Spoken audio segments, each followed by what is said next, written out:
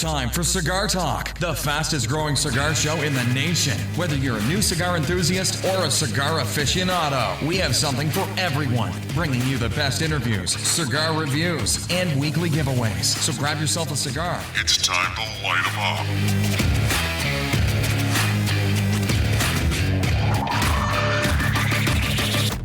Welcome back, Cigar Talk. I'm your host, Rob Jones. We have special co-hosts with us today. We have Shawn from the Big Metroplex, and he's also a tequila expert. So we're going to get some pairings from him in a little bit. How you doing today, Shawn? Doing all right. Nice, man. So, hey, thanks for joining us this week. You guys know Bryant's on vacation. He's up in St. Louis. We're actually recording from Feugo in McKinney, Texas. Great lounge if you haven't been by there. And we're going to have Michael on the show a little bit later. You guys might know Michael Cook. He's been on several of the Herfs with us. And so we're here at his shop. And let me tell you, if you haven't been here, you definitely want to come by here. They've got a beautiful humidor with a great selection.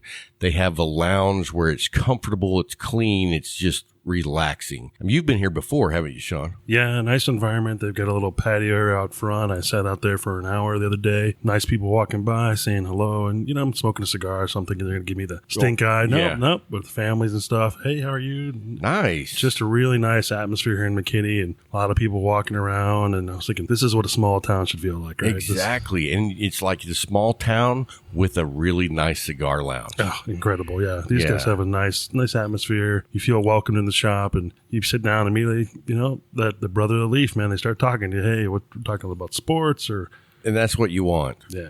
So you've been here before. Tell them about the humidor.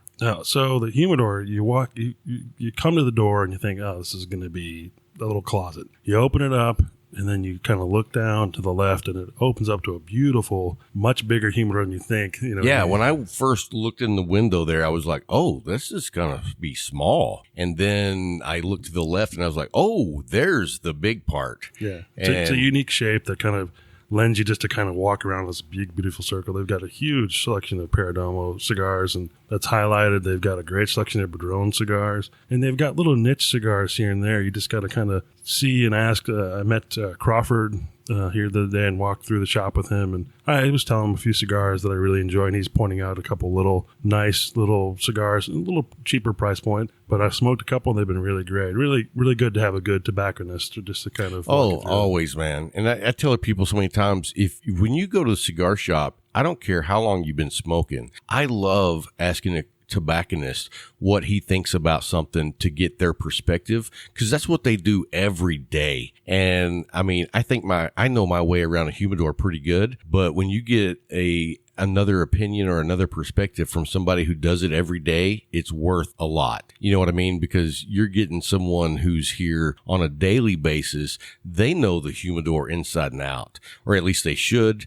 Most of the shops I go to, that's how it is. So I'm always looking for the tobacconist to give me a hand. So let's talk for a minute about what we're smoking. So I'm smoking the Caldwell Anastasia, and this is a good medium stick, beautiful draw, construction's incredible. I think I bought a box from my shop, Renegade. They had a deal on them, and just took it as a flyer. You know, I hadn't had much Caldwell, but it was a good deal, and I've been smoking it ever since. And then the Caldwell line's really great. Yeah, I'm a fan. I'm a big fan. You know, they've just got beautiful cigars. I gave you one of the Pacific Standard Gordos. I know you're not a big Gordo guy, but it tastes like a chocolate bar. I think you're going to like it. And, you know, I love the chocolate because we had the Oliva Milanio V last night. Shawn actually came out to the hotel and hung out with us. We hung out on the patio. We had several different bourbons that we tried that courtesy of Mr. Shawn here. And man, you brought a nice selection. Tell everybody what you brought last night. So I brought a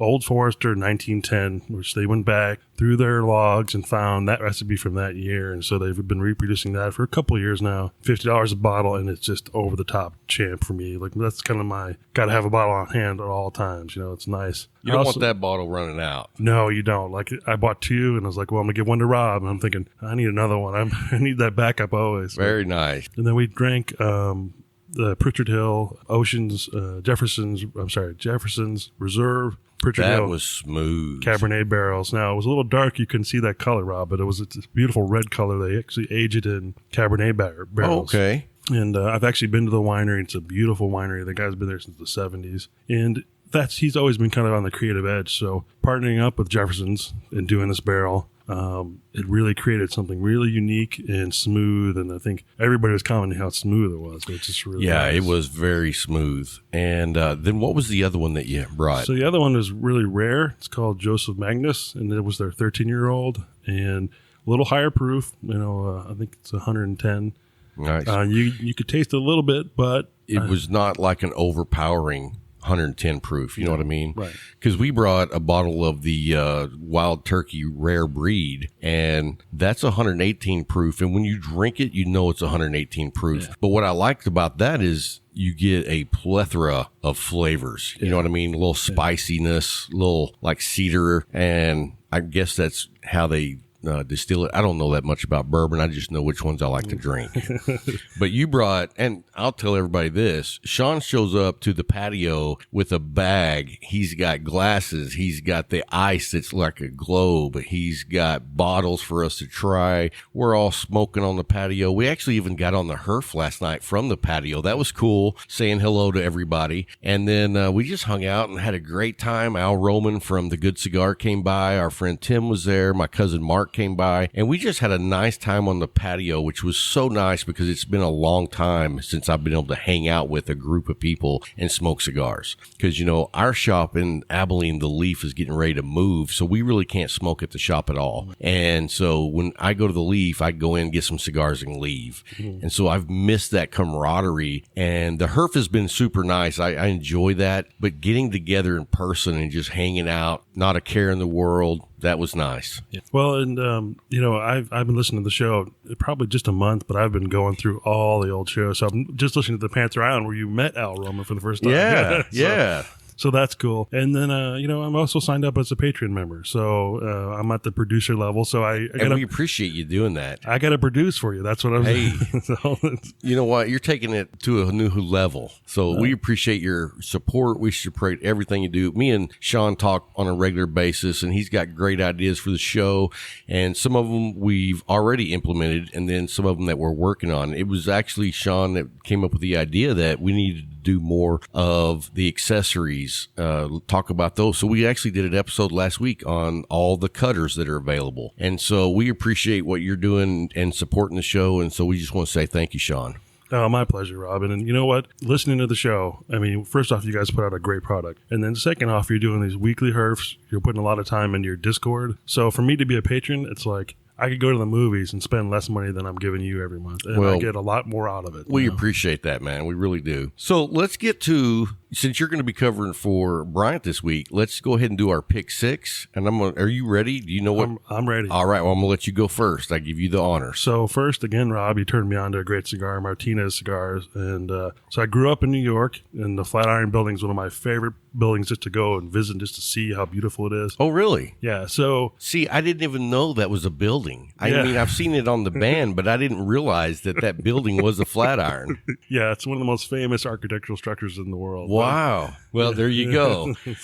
I'm a Texas guy, so my knowledge is basically built around Texas. Because you know how arrogant Texans are. What? Everything's about us, right? Hey, I'm happy to be here. I love this state. But so I had to try the Flatiron. So I got the little sample pack, and I've been smoking through those. And I smoked the Torpedo last night with you. Oh, great draw. I mean, just a good medium body cigar. Construction was beautiful. I mean, those guys, again, the boutique cigar industry and what they're doing there, it's really fascinating to see. They put a lot of time and effort. They've got a pretty simple web page, but they've got some good marketing now they're doing. But just really showing what their passion is and kind of turning it over to the customer and saying, hey. And you know what I love about them is, like, if you're in New York, they're pretty well known. But if you get outside of New York, nobody knows about them.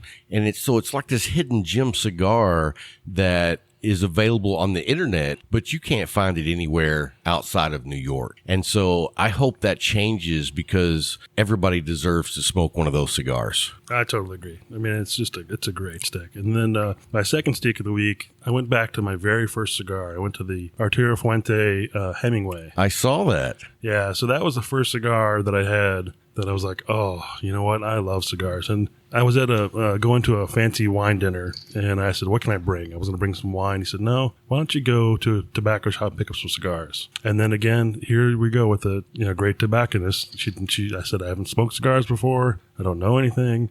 She says, these are nice, mild cigars. They're easy to light. You'll really enjoy the flavor. And that's all it took. It was just that one little hook right there. So I hadn't smoked it in quite a while. So I thought, let me go back and just revisit. And man, when I opened that wrapper up and I just smelled the cigar, it's like took me right back there to that moment. Oh, and it's great, man. When I saw you post it, I was like, that's a classic. You know what I mean? It never goes out of style. And you have so many new cigars that come out, daily. It seems like you go back to the classic and you're like, oh yeah, that takes me back. And it did. It took me back to that exact moment when I was enjoying it with a couple guys outside, sitting in a patio, just talking away, drinking a little wine, drinking a little port. And, that's what a cigar can do. You can create a moment and you'll always remember that.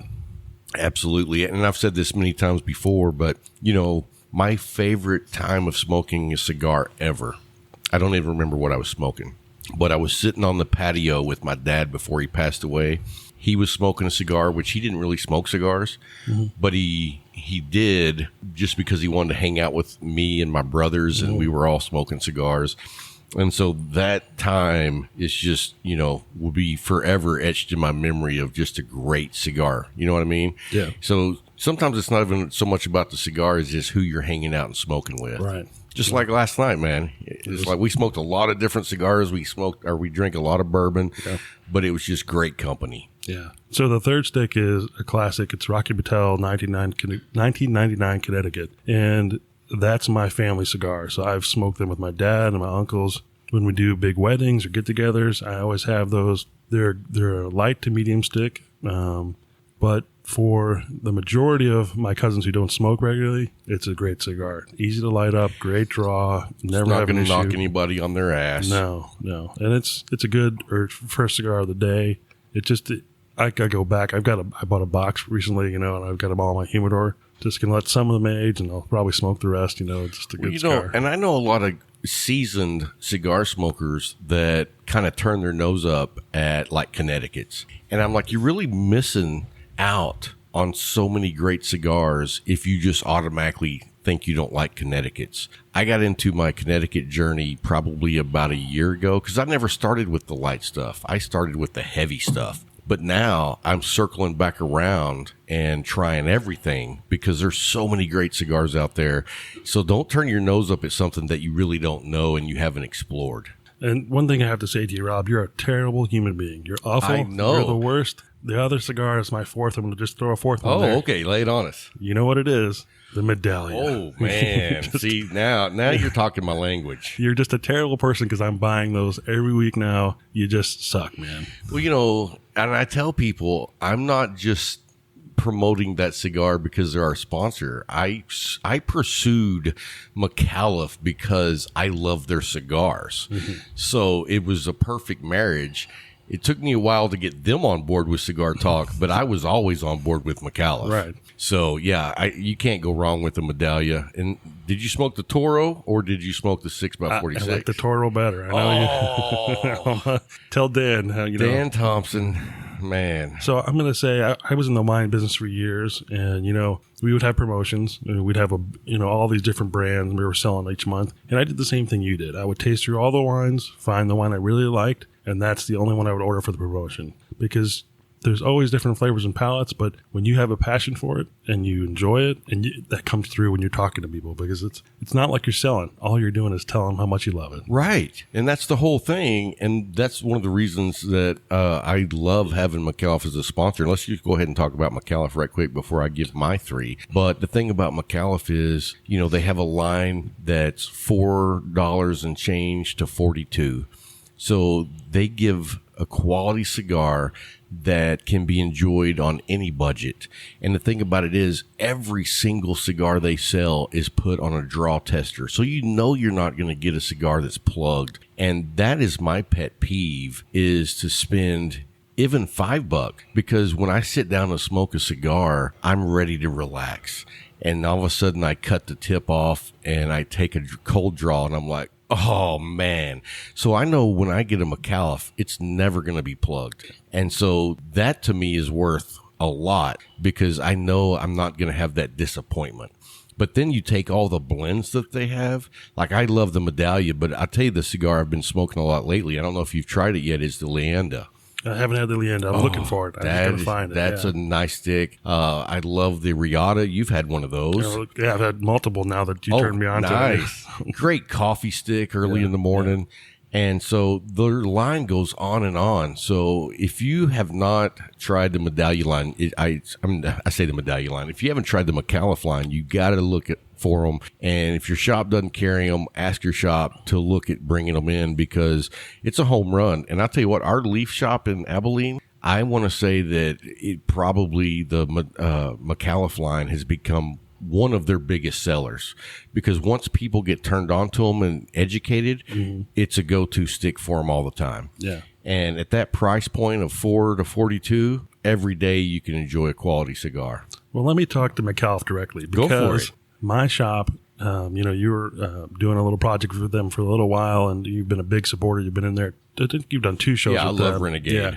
And so a lot of people started asking for the Medallia, and you know what? Brandon heard and brought it in. And so McAuliffe, he's actually making a difference in the shop. Well, I appreciate that. Well, the thing about it is, and that's what I love about Brandon too, is Brandon's going to bring in what his cigar smokers want to smoke. And so when you have a shop that listens to the people of the shop, that's a great shop. Yeah. Because, a lot of shops are like, oh, I don't have the shelf space for it. Well, he will make the shelf space happen if you guys want it. Yeah. So Renegade is a great lounge. I love hanging out. A lot of great guys there. Mm-hmm. Shout out to Ryan. Shout out to Charlie. Mm-hmm. Love those guys over there. Brandon, and then I call him Shorty, but what's his real name? Scotty. Scotty, that's right. Well, he's got the cigar called the Shorty. It's also called Scotty, but that's okay. Really? Yeah, just a short cigar. Yeah, and that's a great stick. Have you had one yet? I have 2 in my humidor. I haven't smoked them yet, but I'm going. That's going to be this week. Yeah. But anyway, if you guys haven't become a McAuliffe ambassador, take the time, go by my website. You can click on the link, and if you go sign up, they will send you your own coin with your own number on it. You got one? 5087, man. That's 5087. Yeah, and I've been on the Facebook page, posting a couple things, and I was so surprised, but the community is really great there. It feels a little bit like a lounge because everybody's commenting, everybody's throwing their 2 cents in, kind of congratulating you or whatever. It's just family. It's family. It's family. And I don't know of another cigar company that's created a community like that. I know there's a huge following like Fuente Fridays, but these guys are 7 days a week. It's not 1 day a week. And I've built a lot of great relationships with people within that community. Charlie Serrano out of Houston. You got Mike Hardis out of New York. You got Bill White out of Buffalo. These guys aren't just in a group. They're friends of mine now. You know what I mean? Yeah. And so to build a community like that based on a cigar brand, that tells you that they're not doing it just for McAuliffe. They're doing it for the people as well. Yeah. And the passport program that just came out with. Oh, dude, that is awesome because that's not just supporting the ambassadors, but it's also supporting just your regular consumers. Mm-hmm. And it's also a big support for your brick and mortars. Yeah. They're doing like bundles where you can buy the whole passport book. And I think if you buy every core line cigar in it, it's like $169. That's another great deal. I know. Right? Now, the only one it doesn't have is the McAuliffe A. And I think those come out next month, maybe this month. So in Feugo in Frisco does have some of those. Yeah. Nice. So I was able to. And they had them right there in the counter. Now, were they already the A's or were they still the TBNs? So I don't know because it didn't have the A label on it. It just had the McAuliffe label. So that's before they actually named it. I got to go get some more. You have the pre-A cigars. You still have the to be named. So I only have one now. I need to get a couple more. Yeah. I was saving a bunch of those and I ended up smoking them. I was going to say for what? Saving them for 3 days? No, I actually saved them for about 6 months is when I ran out of those. I smoked them pretty regular, but I tried to hold off because I was like, I want to save a few of these, and then I smoked them. Nice. Because that's what I do. So Anyway, my 3 this week is number 1. I'm going to go with the Oliva Melanio V. We had those last night in the Figurado. I love those. I think Tasty stick, yeah. Very tasty stick, and it's really just a medium. It's not too strong, but it has a really nice flavor profile. You know, you get the cocoa, you get the cedar, you get a little earthiness, you get a little bit of spice on that last third. Yeah. And I think it's just a well-rounded cigar. And I know some people think that cigar is overrated, like Schmidt Face out of Australia. He's always given me a hard time on that stick, but you just can't get them there. So that's exactly right. So anyway, that's my number 1 this week. My number 2 was the AJ Fernandez Enclave. Smoked a couple of those last night. And then I'm going to have to repeat one of yours because I smoked my last one this week. And I haven't had very many. I think I've only had like 5 or 6. But the Martinez Flat Iron. Nice. That cigar. And I had the box press. Did you have the box press? Yeah, they sent the box presses. Yeah, it was nice. I love that box press Lancero. Man, that's a nice stick. Yeah. But anyway, that wraps up our pick 6 this week. Also, you guys, Shawn is an expert in tequila. Now, that's not a spirit that I'm very acquainted with. The only time I've had interaction with tequila, it's usually not been a good thing because I didn't know what I was doing. And when I say that, I was just drinking shots of Patron. Okay, well. So that's a whole different level of drinking tequila. So, Rob, that's why I bought the glasses and the ice ball. You know, when you're drinking out of the bottle, it's not as good. Okay, I'm just telling you right now. Well, I have been known to tilt up the bottle a time or two. So tell us about tequilas and what we need to know as far as when you're going to be smoking cigars. So let me tell you a little bit about the history because that's kind of where, and that's kind of set a lot of people off a little bit. So in 1758, and I have to read this one, Don Jose Antonio de Cuervo got his first farm in Mexico, Jalisco, Mexico, and that's where he started growing agaves. Okay. They didn't actually start bottling until a little bit later on. Now, was the agave plant natural to that area? Yeah, it's a natural. And Jalisco is the premier region for growing it. They do grow it in a few other regions, but that's the premier region. It's kind of like the Cuba of cigars. So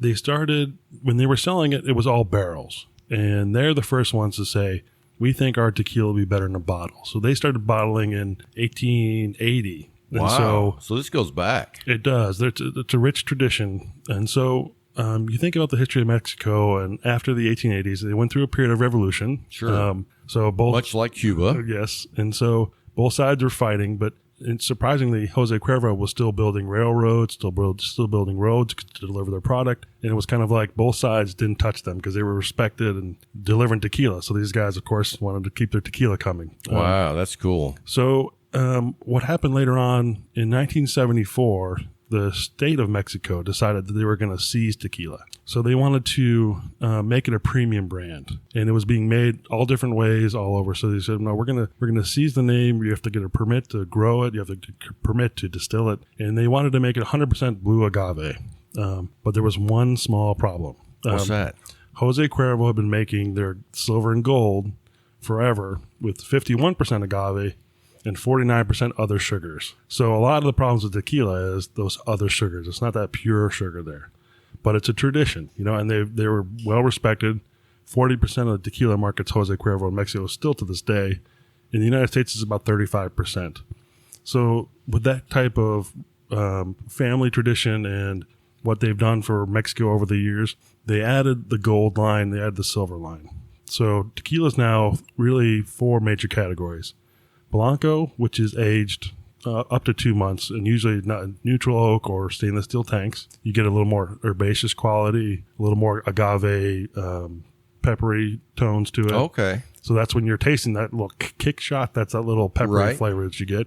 The next level is reposado, and they age it from 2 months up to a year in oak barrels. The color starts to change a little bit. It gets a little more caramel color to it. It kind of rounds out the tequila a little bit more. You start getting a little bit of the vanilla and cinnamon oak notes to it. Oh, nice. And that's where you start maybe more of a sipping tequila. Then you have the añejo. It's aged at least a year or more in oak barrels. the color gets really rich, and you get a little more of the bourbon flavor to it. The vanilla notes, the tequila, the peppery enough is all kind of gone at that point because the aging really smooths all of that. Now, is that more of a sipping tequila as well? That's a straight sipping tequila. Oh, okay. Yeah. And do you drink that neat? I usually do the big ice ball. The Blancos, I'll do maybe a wedge of lime. Now, if I'm doing a cigar, I won't do the lime because it's just too acidic for what a cigar is doing. So when I'm pairing Blancos, you want to pair a mild to medium stick. Okay. Connecticut wrapper, some of the milder cigars, because that pepper in the tequila goes really well with the creaminess of the stick. Oh, so nice. Yeah. You're kind of balancing it all out, right? So you're creating this environment, right? When you're pairing together, you're looking for an experience. So as you're sipping this kind of peppery vegetable flavor, the mild cigar kind of just marries really well with those flavors. Nice. So when you do a reposado, then you can start talking about your more medium sticks, your Corojo wrappers, your Habano wrappers, a little bit more strength to it, because now the tequila is rounded out a little bit, and it goes well with that. So you see how I'm kind of layering all those things together. And so creating that experience like I did the other night. And that's the one with a little spice. A little spice to it. And that goes, I love anything with a little spice, like the Wild Turkey 101. It's got some spice to it. And with a Habano, man, that marries well. Yeah, exactly. So when you do an añejo, then you want to go big boy time. Do the Maduros, do the darker wraps, and any full body cigar, because now you've got that sweetness that's in the tequila, that caramel and honey notes that are really coming out, pairs really well with the spiciness of the pepper of the stick. Yeah, so you're making me think maybe something like that. I want to go with My Father's Lee Bijou 1922. Exactly. So I would do your medalla with reposado, because I think that's a Maduro, but it's more medium, don't you think? Oh, absolutely. Yeah. So creating all of those things is really setting up for a moment. So these are the kind of things you want to do. Not every day do you want to pair cigars and tequila, but Saturday night you got a couple buddies coming over. You can try something like this and set them up 3 cigars, 3 different tequilas, and now let me ask you this: I'm a newbie when it comes to tequilas. I like a wide array of bourbons and scotch. Mm-hmm. So give me a name brand that I could go to a liquor store looking for that you think is going to be like one of the nice premium tequilas. Yeah. So Herradura is one of the great older family farms, and they've done a great job. So they've got a reasonable line. I think the Blanco is about $35. Oh, that's not bad. And the Repo's about a little bit more expensive, around $40, and then the Añejo is usually around $50. And that's not bad. And I think for something aged for a year or more, it's got a beautiful caramel color to it. It's worth spending a little bit more money on that. And so, is that a different experience than like what I grew up on as tequila when I was young and crazy? Is it completely different? Yeah. So like I said, that Jose Cuervo, the standard gold and silver, with those 49% other sugars, it can sometimes, that sugar can kind of get to you a little bit. And that's what the experience a lot of people have. They do where shot the next after day shot. I'm feeling not so spry. Yeah. No, Jose Cuervo's got a good, they did a traditional line where it's all 100% agave. And I would recommend when you're looking for tequila, look for 100% agave. You can find great tequilas, even big bottles, let's say 100% agave. Just a better experience, a little smoother flavor. Jose Cuervo Gold and Silver, they definitely have their place, for the brand and what they do. But if you're, like I said, creating a little bit of an experience, you can spend a little more money. Absolutely. So, but tequila, the thing about tequila is there's some really premium ones out there, but you don't have to go crazy. Right. You can get good value for some of the great traditional brands. There's a lot of new brands coming out here in Texas, they're buying tequila from Mexico. They're putting their own little spin on things, and they can create a great experience. So, well, I'm very interested to try some of those. My experience in the past with tequila was, when I was younger and a little crazier, but I'm always open for a new spirit to enjoy a pairing with cigars. Yeah. So we appreciate you coming and giving us that information, man, because that's a whole new world that opens up to something that I can enjoy with a cigar. And so I think I would lean more towards the Añejo just because I like something a little darker, a little more aged. And that age in the wood that's similar to your bourbons that you love. Right, yeah, right. So, yeah. So cool. Well, hey, man, we got Michael Cook coming up next. Don't go anywhere. We'll be right back.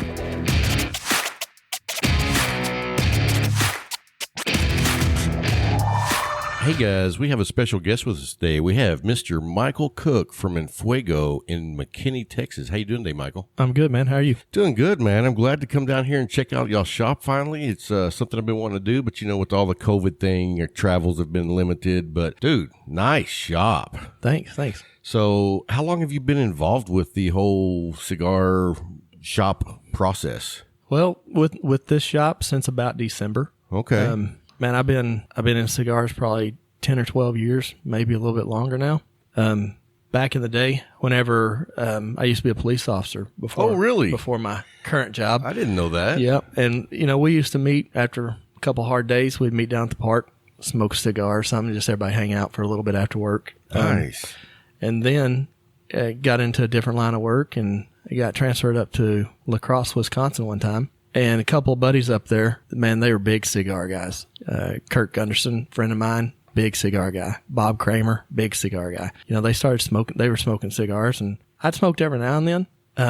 But when I got around those guys, it just kind of smoked more cigars. Then I bought a big humidor. Nice. The first one was little. Right. Well, that one quickly got filled up. So I ended up buying one of those big tower humidors, Right. And Kurt had one of them, and I'm like, hey, that holds a lot of cigars right there. So rocked on smoking cigars, my brothers, my uncles, and just got into cigars that way, Then we went on a trip down to Honduras to the Rocky Patel factory in November of last year. How was that? Oh, it was cool. It was a lot of fun. I haven't gone down there yet. I'm hoping with all the COVID thing, it's over next year, but I'm going to try to go to Honduras to the JRE Tobacco, which is Aladino, Justo, and all those guys. Yeah. And so that's something I'm looking forward to. I have never had the opportunity to do it, but it's always something I've wanted to do. So that one and the Perdomo trip, man, they're a must. I heard the Perdomo was great. It's outstanding. Yeah. You really learn about how the Perdomos make their cigars, from the soil to the seed all the way to your hand. How it's completely done. They don't sugarcoat anything. This is how we do it. Here's the soil we use. Here's the seeds we use. Here's our fields. I mean, it was really cool. Really cool. And the craftsmanship that they have is on a different level than so many other factories. Yeah. So do you see the draw machine that they test every cigar with? Every one of them. That's just incredible to me. I mean, that's like, because what's the thing that will piss off a cigar smoker more than anything? You cut it and it's plugged. Yep. And it's like, at least with a Perdomo, you're going to get a good draw every time. Right. Yeah. So, yeah. So how did it come to be, though, that you went from being a cigar aficionado to a cigar shop owner? Well, I was looking for a few years to get into the cigar industry. I like cigars. I like the lounges, like here at our lounge, man, it's cool. It's relaxing. You come in, hang out with your buddies for a while. I was looking for a shop to get a partner in. Since I have another full-time job, I couldn't do this full-time, which, that'd be great. But right. I needed a shop that I could be a partner in, kind of a silent side, more I work when I can, Right. So, actually, Ryan, my partner here, we met at the Rocky Patel Oh, trip. no kidding. Yep. Nice. It's kind of crazy on the way back to the airport after the trip was over. He mentioned that he might be interested in a partner. Now, was he from this area? Yeah, he lives here. He lives in McKinney. And you were at the time in this same area? I was in Fort Worth. Okay. Yep. So did you know him before y'all went down there? No, we went down there through the shop. Mm-hmm. My brother is a member here. So my brother called me up one day and said, hey, I'm going to Honduras to the Rocky Patel factory. You want to go? Hell yeah. Right. I want to go. And Ryan set it up for his shop people to go, the members to go. So they had an opening, and I was lucky enough to get to go. And then on the way back to the airport, Ryan mentioned that he might be interested in a partner. And I kind of looked over there. I said, well, I'm interested in... The bell started going off. Exactly. I said, well, I'm interested in being a partner. we worked the deal out and went into business together. That's awesome. Well, it's funny because when you look at people in the cigar industry as a whole, a lot of them share that same story along the lines of, man, I love the atmosphere. I love the people. I love the vibe. I mean, a natural fit is for me to get into the cigar business. You know what I mean? Because if you're in a shop hanging out, your mind's always turning saying, man, I could do something like this. Right. So that's cool that you got to do that and you're doing it now. Yeah. And so how long have you been doing it now here in Fuego? Since about December. So about 7 months. 6-7 months. Yeah. Yep. So really you came into it at a time where cigars were just, rolling. Right. And then all of a sudden COVID hits. Yeah. And it was like, holy crap. So how have you guys dealt with that? We've done pretty good. And to be honest, we've done better than you would think. And it's all because of our customer base. Yeah. They support local small businesses. And Ryan and I were just talking about this the other day. If it wasn't for our loyal customers that come all the time, we had to shut our lounge down for a little while because the city government was shutting down everything non-essential. Sure. So we went to delivery, shipping, curbside pickup. Every business took a hit with that. But thankfully, to our customers, man, they kept us going through this whole time. Well, that's one of the things that I've been really thinking about is supporting local, whether that be your cigar shop, your coffee shop, whatever it is that is your passion, because we're in a time that Amazon is taking over the world. Right. And I'm guilty of buying a ton of stuff. I mean, we get an Amazon delivery almost every day. And I've been talking to my wife about it. It's like, when we can actually go places again, I want to really focus on giving money to people who employ people locally. Right. And I was even looking at, I'm not a fan of Walmart, but at least Walmart hires people locally. So if you look at the two, you know what I'm saying? Yeah. And so if you look at Walmart, I've always thought of Walmart as the evil empire, but really Amazon is taking on that role so much bigger now. So it's really made me focus on, well, instead of using Amazon or Walmart, what locals can I use? And when you have that relationship that you guys have with your customers, that's what keeps you going even in the hard times. Right. And before I become a small business owner partner here, I didn't think a lot about it. It just wasn't something that was in my wheelhouse, really. Yeah. And then after that, and then seeing how all the other businesses, including ours, took a downturn with the COVID virus, it really makes you think. Yeah, it really does. If you want, this is something new, right? And it's really, you're not going anywhere, so you got a lot of time to think about stuff. And if you want that cigar shop, if you want that restaurant, that family-owned restaurant, if you want that family-owned bar or sandwich shop, if you want them to be there after the COVID, right, you got to support them during it. Absolutely. We've got a barbecue place in Abilene called The Shed, and their barbecue is just top notch, but they're relatively new within the last probably 14 months. And I mean, they did curbside pickup. And I mean, we were doing that at least once a week. You know what I mean? Right, so you gotta support those shops that you really love, because if you don't, they're not going to be here. Right. Yep. They're not. So we're kind of getting back to where we were as far as the COVID. I mean, we kind of had spring break in June. Right. And people got kind of crazy, and now it's kind of coming back. Are you guys affected right now as far as being open and your hours, or?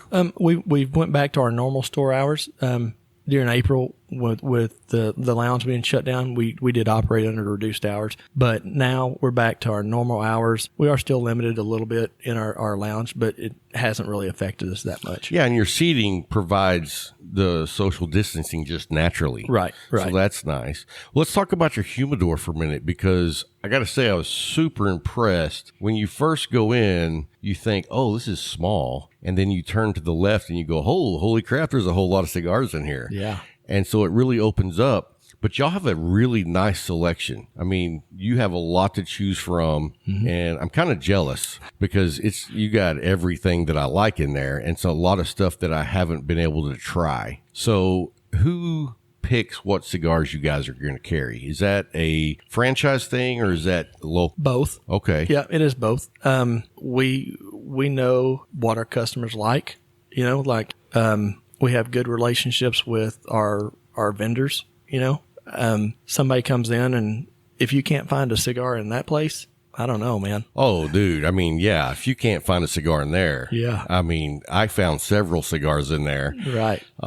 In fact, I haven't picked up a cigar while I was in there earlier that I haven't smoked in a long time, and it is the LFD Cabinet 6. So I'm looking forward to smoking this. I haven't had one of these in probably about 2 years. Yeah. They're kind of hard to They're hard to find. You know, this was my second box that I ever bought. And, you know, these come in a box of 50. Right. So it's not cheap. Right. But, man, for at least 2 months, I was just rolling on these. Yeah. All the time. Nice stick by LFD. So where do you see, I mean, with your current job, you're in Nebraska. Right. So where do you see yourself in 5-10 years? I mean, are you going to work to get back to Texas or you don't know? I mean, yeah, you don't really know.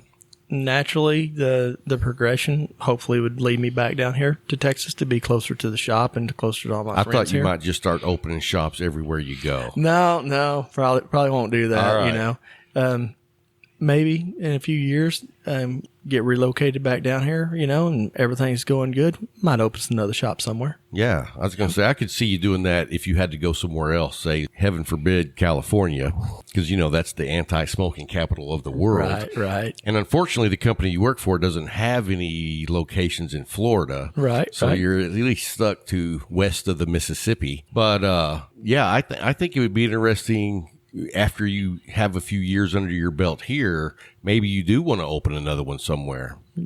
Never know. Sky's the limit. Never shut down opportunity, right?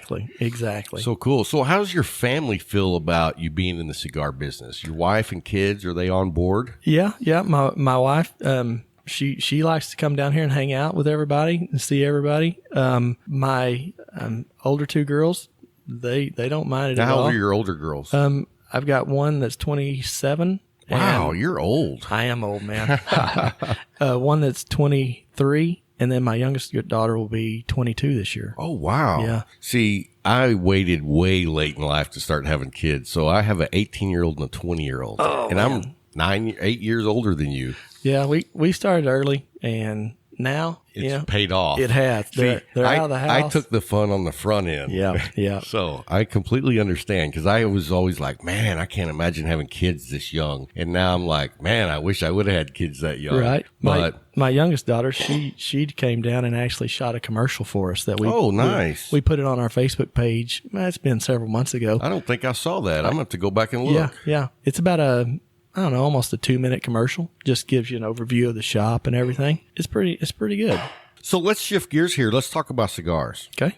So, you know, on the show, we do our pick threes and make it into a pick six. Tell me about the 3 cigars you would pick as your top 3. Well, sometimes that's hard. Yeah. You know? I mean, when you have a humidor right here, it's hard to pick 3. If I had to pick 3 of my favorites right now, I'd have to go with the Perdomo ESV Sungrown.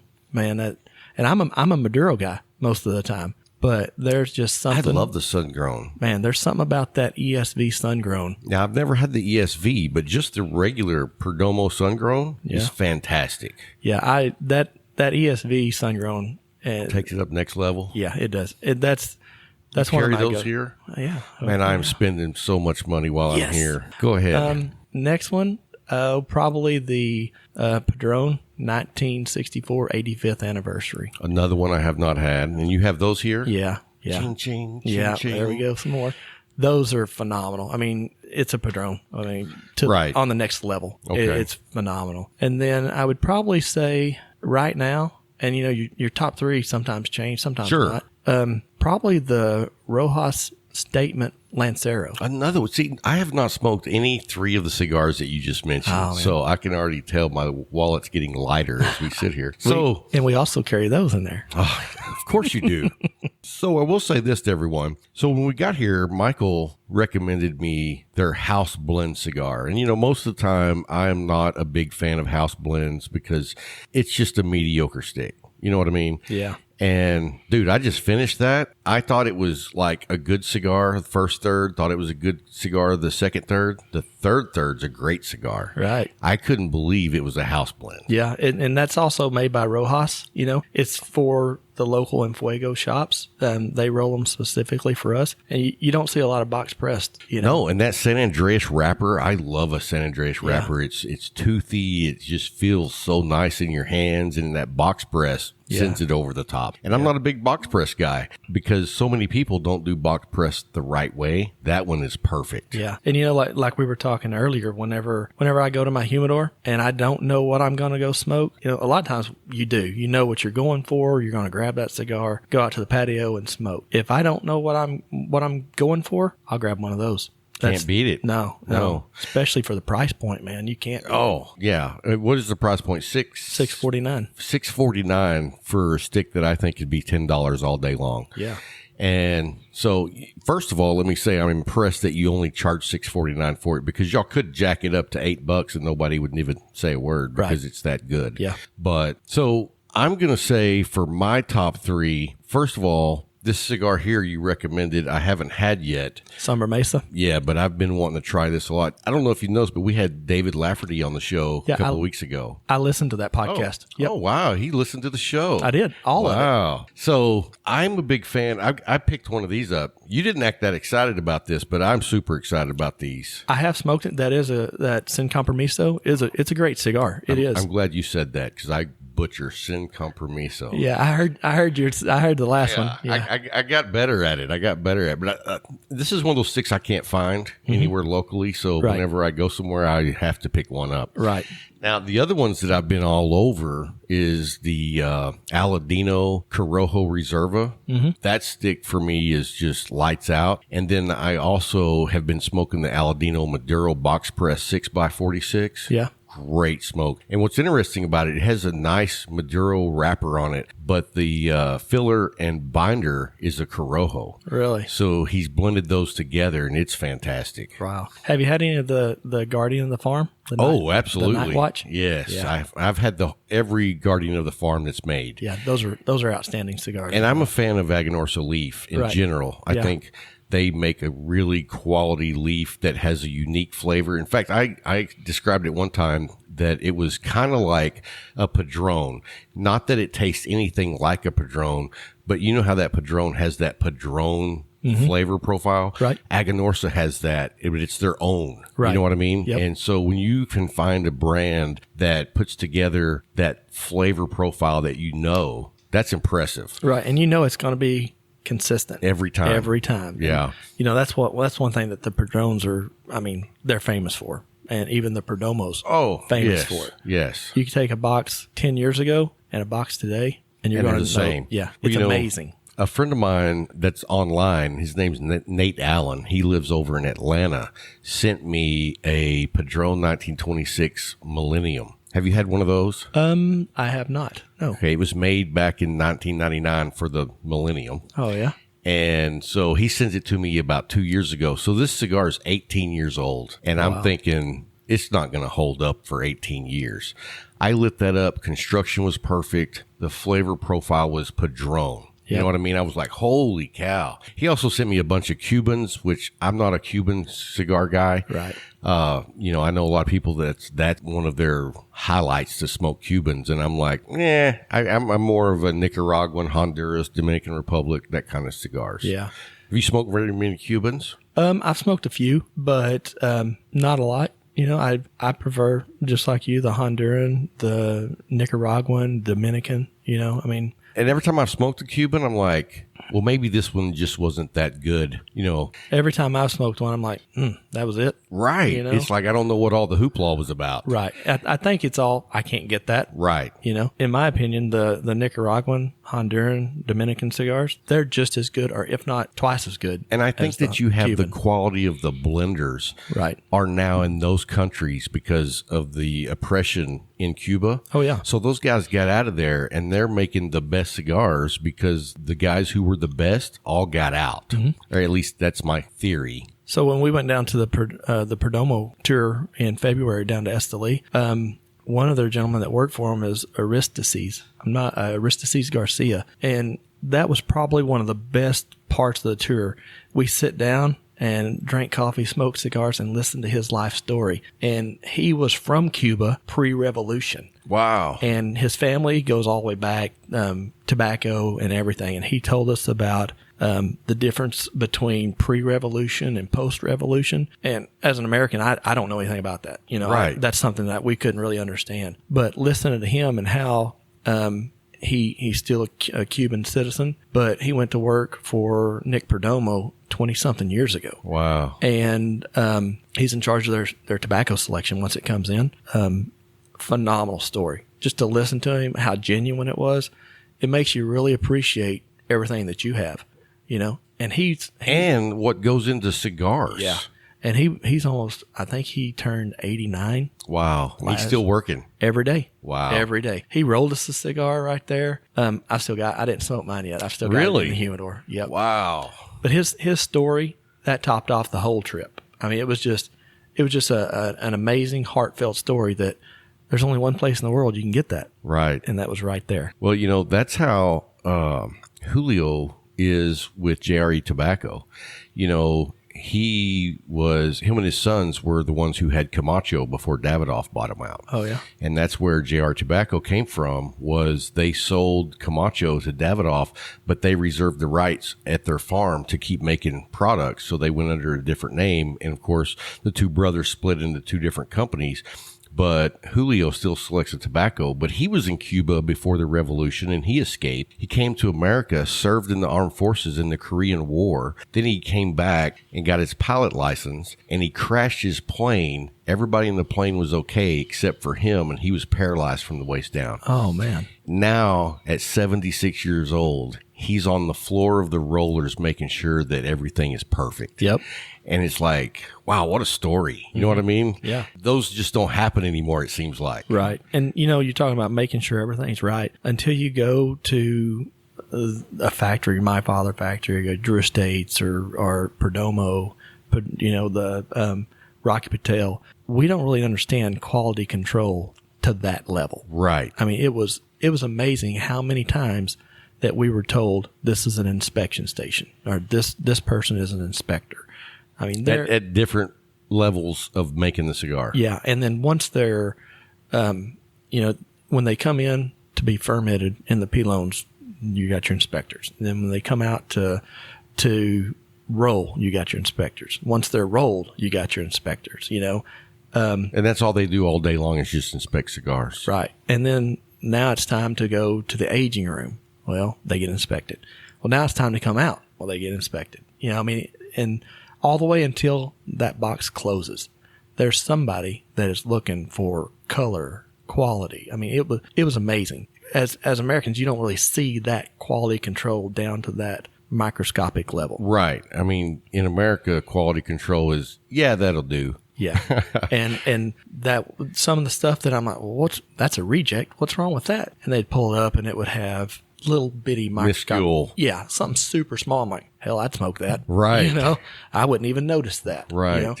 But they take pride in it because that's the name of the brand, and that means everything to that community. Right. And with, I've only been to the Rocky Patel one and to the Perdomo, but I would say both of those guys are really on top of their quality control, especially like with Nick Perdomo and his lines. It was amazing. I mean, I would never have dreamed that it would take that much to make this cigar. Yeah, that's crazy. Well, a good friend of ours went down to the JR Tobacco, and when he came back, we had him on the show. And to hear his story from seed to shop was just crazy. Yeah. But he said it was just one of the most amazing life experiences you could do is going on one of those tours. Yeah, if you've never been, you got to go.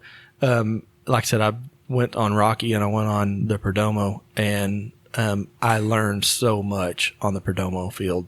The trip down there. Now, how long do you go for? We flew down on, I think it was a Monday or Sunday, and then you go to a hotel when you get there because they've still got a tour that's there with them.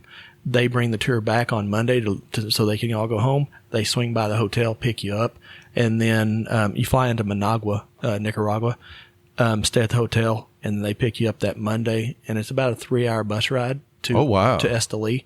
It's not that far, but you're going up in the mountains, So you're not doing 60, 70 miles an no, hour. it's not I-35 Right. four-lane interstate. No, it's a 2-lane road. I mean, it's paved. It's nice, You get on there, and the cool thing with that trip was once you got on the bus, the hotel was awesome too. It's a third-party hotel. But when you get on the bus, either Nick himself gives the tours. Wow. Or Arthur Kemper, the vice president of sales, gives the tours. So you're talking to two experts. You're talking to the guys in charge. Right. And they give you cigars to try throughout the trip. And they'll give you like a Connecticut, a sun-grown, and a Maduro in a little 3-pack. And then that may be the 12-year barrel-aged. Oh, wow. And then the next one would be the Habano. And the next one would be the Champagne. And the next one would be the 20th anniversary Maduro. Exactly. And then which is one of my favorite smokes of all time. It's just such a quality smoke. We got those two. Yeah, I know you do. And then the last night, they bring you the ESV. So wow. the Connecticut, sun-grown, and Maduro. And then when you get to Esteli, they have a little hotel. It's like a little mini resort. The wait staff there, top notch. The food, amazing. I mean, it was amazing food. And then, like, what's the food like? I mean, I have no idea what you're going to be eating when you go to Nicaragua. It's the same thing you would think if you were going to go to a resort in Mexico. Like, Okay. Seafood, a little chicken. bit. Right. Tacos. I mean, just stuff like that, but authentic. Nice. I mean, right there. Really, really good. And what do they have for you to drink? Well, usually you bring your own. When you get to the airport down there, they have duty-free shops. Oh, nice. And then if you tell them, hey, I'm on the Perdomo trip, they give you X amount of % off too. Oh, wow. So we picked up a bunch of stuff, and the people before us was nice enough to leave us a bunch of stuff. So that was nice. So they're like, I can't take it home. I'll just leave it here. Right. And we did the same thing. Nice. Yeah. You're on a schedule. They run a pretty regimented schedule for their tour because the buses that are taking you to and from the factory are also taking the employees from the factory home. Oh, no kidding. Wow. Yeah, because they bus some employees in because everybody in Esteli has a job basically with a cigar company. So the tour's good, phenomenal. How's the weather?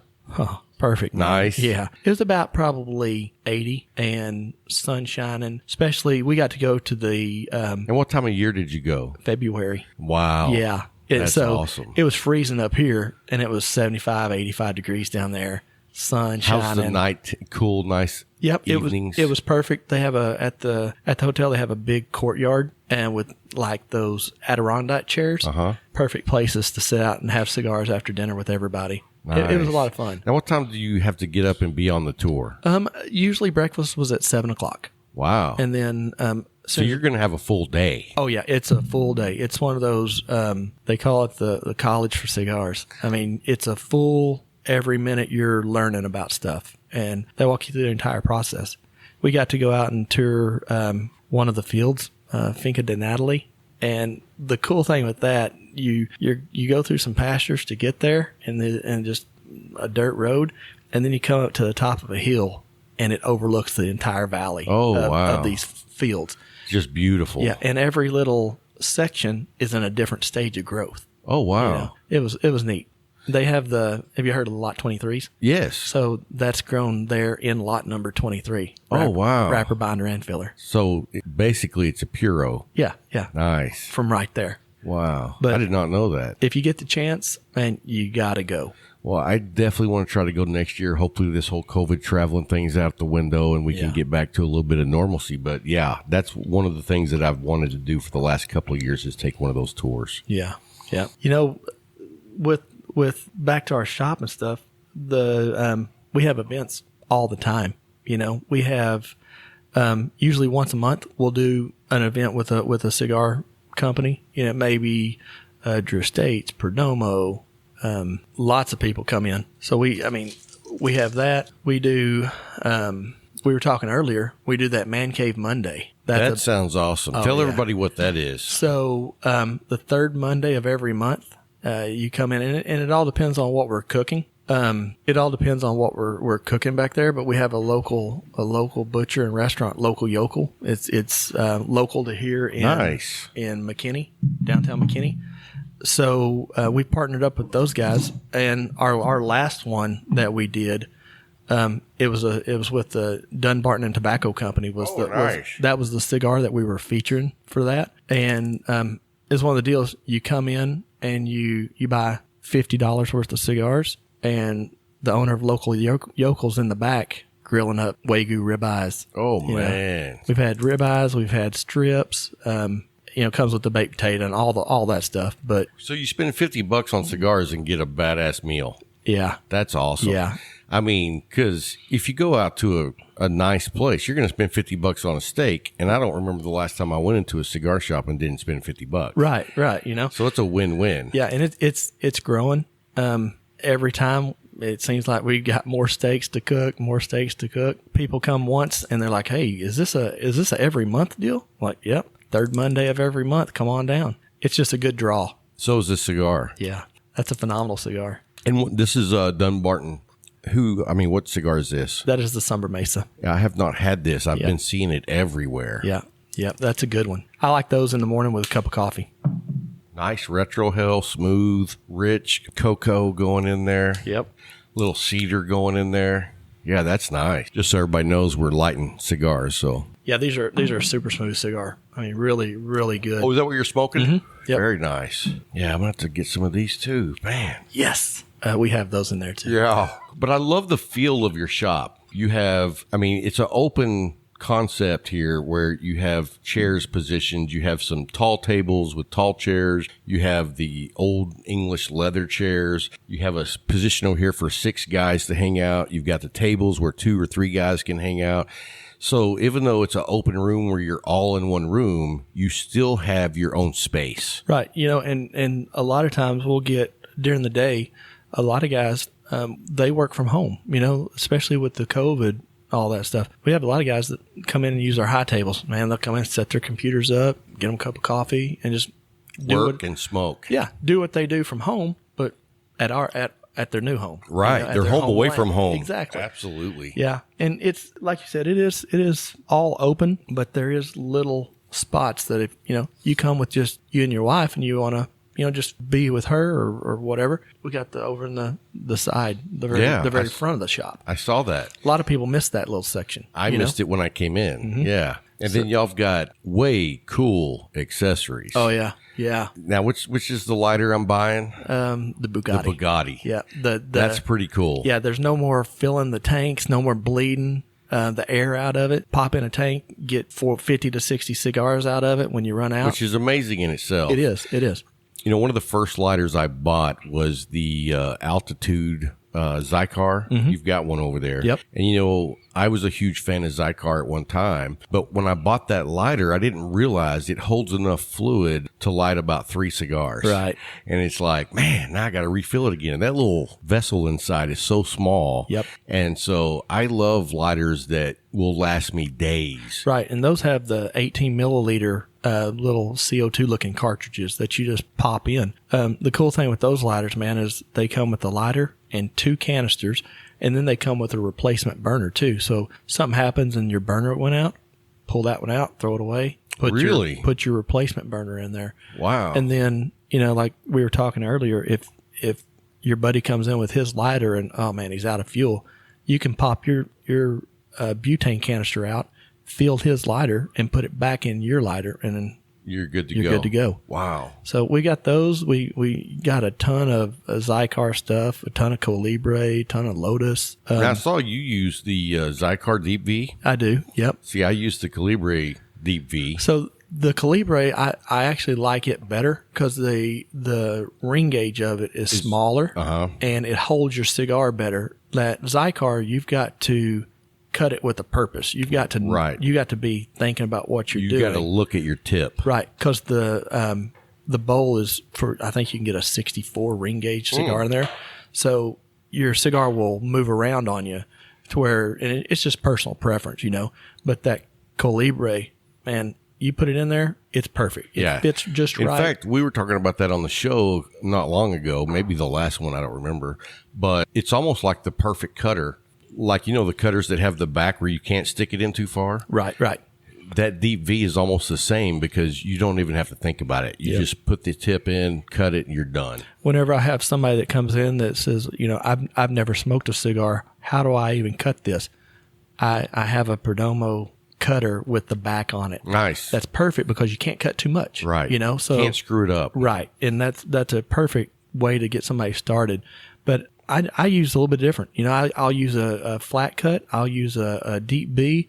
Sometimes I'll use a punch. We have one over there that's it's really nice. One side of it is a deep V. The other side's a flat straight cut. That's cool. Yeah. That's cool. Yeah, I was always a straight cut, always. Yep. And then, I was not a fan of the V cut at all. But then when the deep V came out, I was even resistant, and people were like, "Oh, you got to try this." And I was like, "I don't like a V cut." And they're like, "This is not like your regular V cut." Right. And then once I tried it, I was like, "Yeah, I got to get one of those." I use a deep V on a larger ring gauge cigar, like sometimes I'll use it on a 52, but if it's a 54 or bigger, I'll use a deep V. If it's a small, like how often do you smoke cigars that are bigger than 54? Not a lot. Okay. Most your Perdomos are 54 ring gauges. Every now and then I'll grab one of the Padrones that's a 54 or bigger, or maybe one of the My Fathers that Flor de las Antillas. I like the bigger ring gauge in that one. If I do that, I'll deep V that. I'm a smaller ring gauge. I'm a 46 to 52. And that's my wheelhouse for the most of it. When I smoke the Perdomos, I'm like, oh, that's big. Yeah. You know what I mean? And it's funny because I used to smoke the 60s like they were going out of style. Yeah. But that was whenever I thought I looked cool. Right. You know what I mean? Now I just want to enjoy the blend.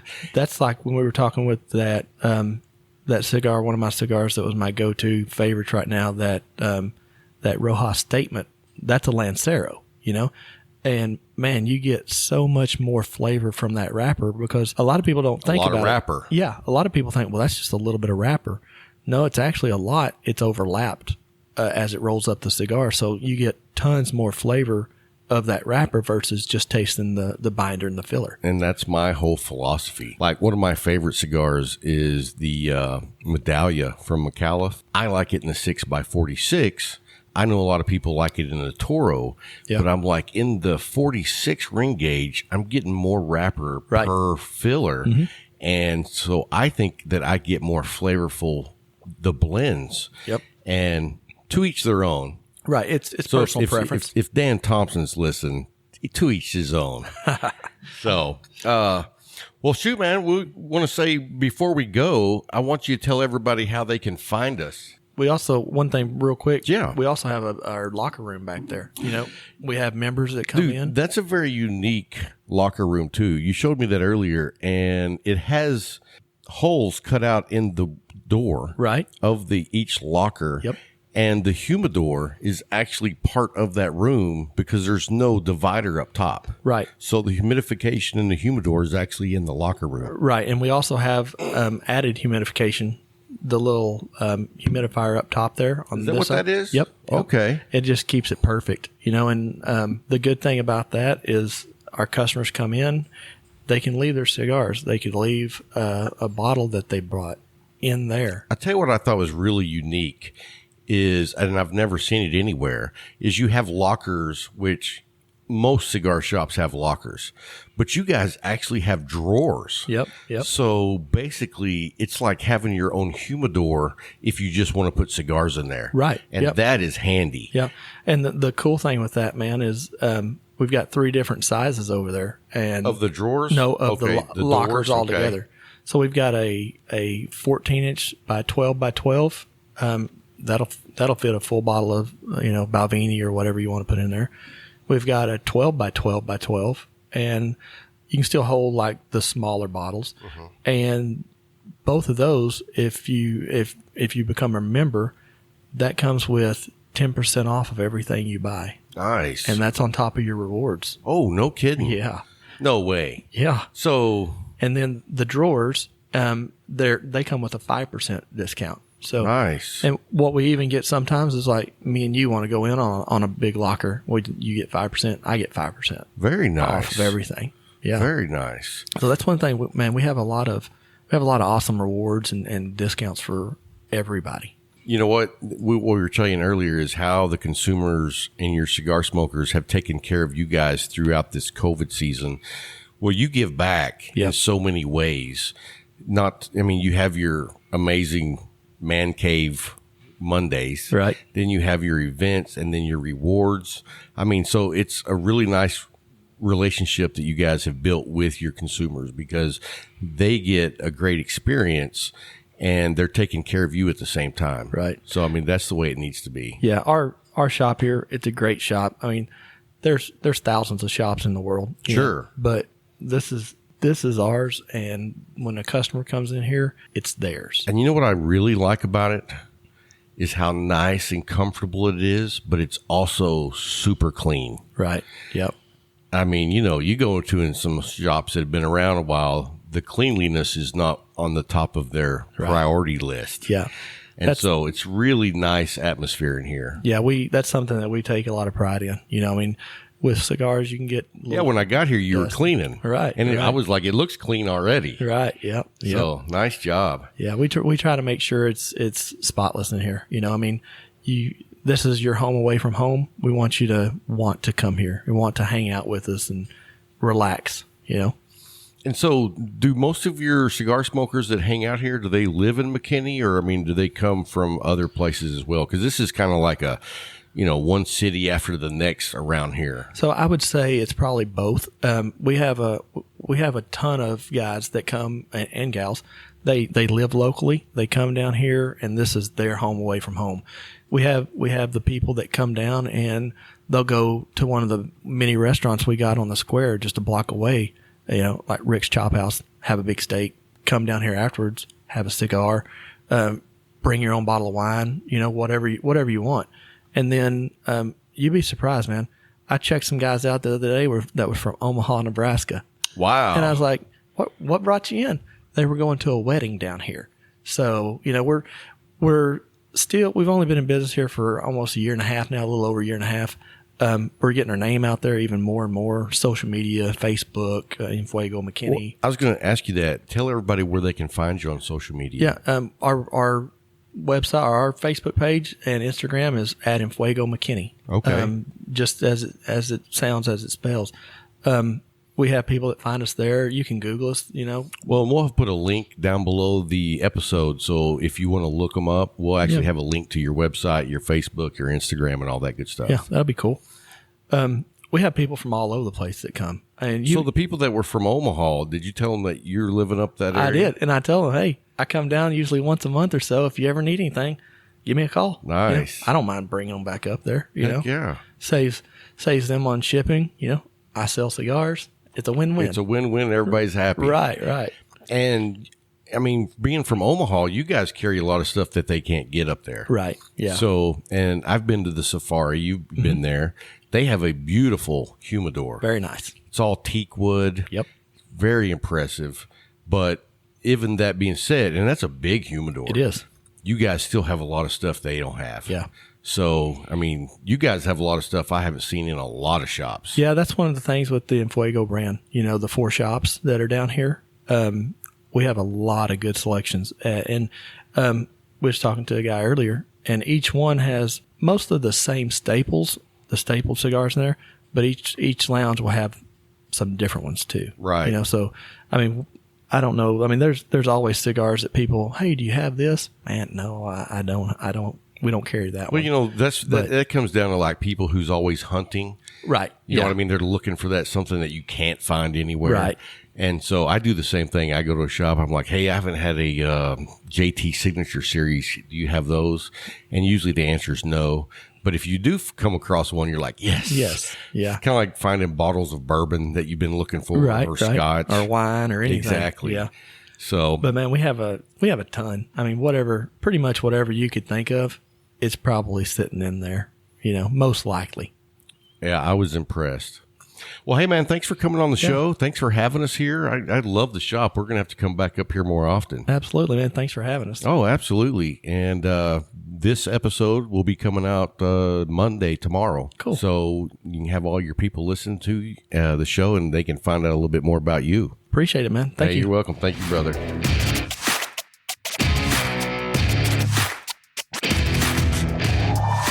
guys, hope you enjoyed that interview with Michael Cook. Man, the Feugo Cigar Lounge in McKinney is a must stop if you get up that way. Man, we're hanging out there right now. We're doing the show from there. It's a comfortable place. They have a great selection of cigars. They have great accessories, and the lounge is just super comfortable and clean. So go by there, check them out, and they do so much stuff for their clients. They have the man cave Monday, one day a month, and then they have specials. They have reward program. They do special events. So it's definitely worth your time to go by there and check it out. I know that after the show's over, I'm going back in the humidor and cleaning up before I go home. Yes, sir. We're going to do that. Absolutely. So, hey, let's talk about Moose Mountain Goods. Oh, man. So, what do you think? I'm really enamored with the coffee. I mean, we've got 2 bags sitting here, and we have the Silverton, which is actually my favorite, and it's the Ethiopian. And usually the Ethiopians are pretty strong and bitter. And what I like about this Ethiopian is smooth. Yeah, they've got the roast down correct on this. It adds a lot of flavor, but it's not burnt, and, it's real smooth. It still has that African kind of twang to it. Right. But it's nice, Yeah, it's not that bitter twang. No. It's kind of like... Yeah, exactly. I love it. But so anyway, these guys sponsor our weekly giveaway. They send you out coffee. And so let's go ahead and get to our weekly winner. And this week's lucky winner is Dante Mason. Congratulations to Dante. You got to have a 3470 in your email address. Nice. That's the way we know we have the right guy. But all you have to do is send me an email in the subject line to rob@cigartalkpodcast.com. And in the subject line, put Cigar Talk winner, and then put your name, email address, your mailing address, and whether you want beans or ground, and they will ship you whichever you prefer. So if you're not registered, go by our website. All you got to do is put in your name and your email address. We're not going to send out a bunch of emails. You're registered. How many emails have you got from us? 0. We don't do that. We don't hound people. In fact, I registered twice because I wasn't sure you got it. So I don't like doing that because let me tell you something. This last week, I cleaned out one of my Gmail accounts. Mm-hmm. I'm not kidding. I had 41,000 emails just because I just never mess with it. Mm-hmm. And I want to say out of those 41,000, probably 39,000 were just, constant. You need to check this out. You need to check this out. And I get so tired of that. So anyway, if you haven't registered, go by our website and register. We're not going to bother you, but you'll have a chance to win our giveaway every single week. So make sure you do that. So let's talk for a minute. You've been here before to Feugo. Yes, sir. How was the other cigar smokers? Were they like welcoming? Were they like, snooty? Were they, what was it like when you came in? You talk a lot about Brothers of the Leaf, and that's exactly what it is. There's a camaraderie here. I came in, just one other guy in here, and we just started chit-chatting away, a little bit about sports, a little bit about his business, talking about my business, and just creating that vibe where you can actually just have a good conversation. You can listen to one another.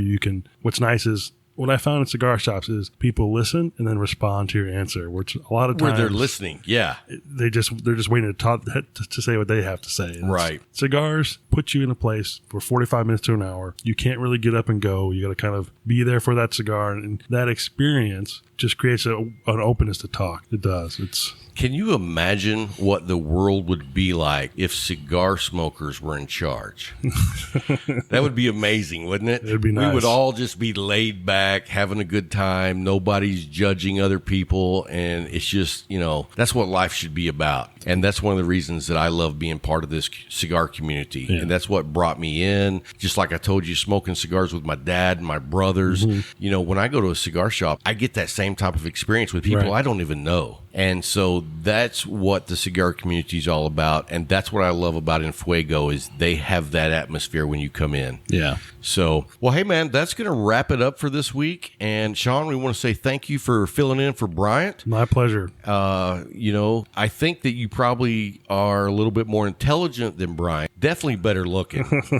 Not sure about that, but okay. Oh, yeah, you got to take that one. I mean, you've seen his selfies. I mean, they're plastered all over the place. But also, you guys that may not know the Cigar Pulpit podcast. Go by in there and check that out. Bryant was up in St. Louis this week, and while he was up there, he met up with Gator and Nick, and he's actually on their show, and I haven't had an opportunity to listen to it yet, but I heard last night on the Herf that I hold Bryant back and that he was hilarious on this show, so I can't wait to listen to it myself. So if you haven't been by the Cigar Pulpit show, go by there. Bryant's on there as their guest. I know I'm going to be listening, and I highly recommend that you do too. And then you let me know if you think I'm holding Bryant back, because I got to find out what his true talents are when I'm not around. Well, I say you guys are great together. Right? When I listen to the podcast, I feel like I'm just sitting there with you guys smoking a cigar. You're busting on each other a little bit. You're ribbing each other. I go, man, those are people I want to know. Well, you know what? We have a great relationship. We go pretty far back as cigar brothers. And so when we hang out and do the show, it really is just us hanging out. You know what I mean?